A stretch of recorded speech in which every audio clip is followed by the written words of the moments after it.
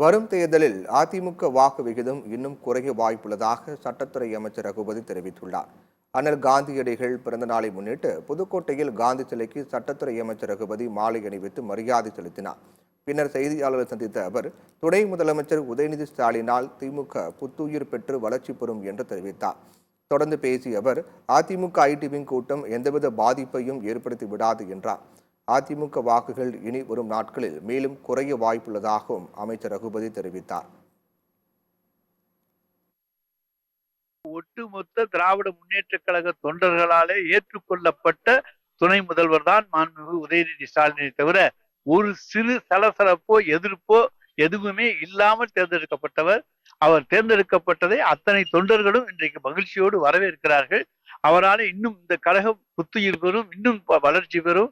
வருகிற தேர்தலிலே தலைவர் தளபதியினுடைய 200 என்கின்ற இலக்கை அவருடைய உழைப்பு பெற்றுத்தரும் என்கின்ற நம்பிக்கை கழக தொண்டன் ஒவ்வொருவனுக்கும் இன்றைக்கு ஏற்பட்டிருக்கிறது. ஆளுநருக்கு அவருக்கு மோதல் போக்குனால லாக்கா மாத்தினாங்க அப்படின்னு ஒன்று சொல்ல முடியாது. உயர்கல்வித்துறை என்பது மிகவும் பின்தங்கிய ஆதிதிராவிட சமுதாயத்தை சேர்ந்த மக்களுக்கு கொடுக்க வேண்டும். எந்த அரசாங்கம் வந்தாலும் அவங்களுக்கெல்லாம் அந்த லாக்கா கொடுக்க, பெரிய லாக்கா கொடுக்க மாட்டேங்கிறாங்க அப்படி என்கின்ற குற்றச்சாட்டு எழுந்ததையும் இந்த ஒரு மாற்றத்தின் மூலமாக உடைத்தெறிந்து விட்டார் எங்களுடைய மாண்புமிகு தமிழ்நாடு முதலமைச்சர்.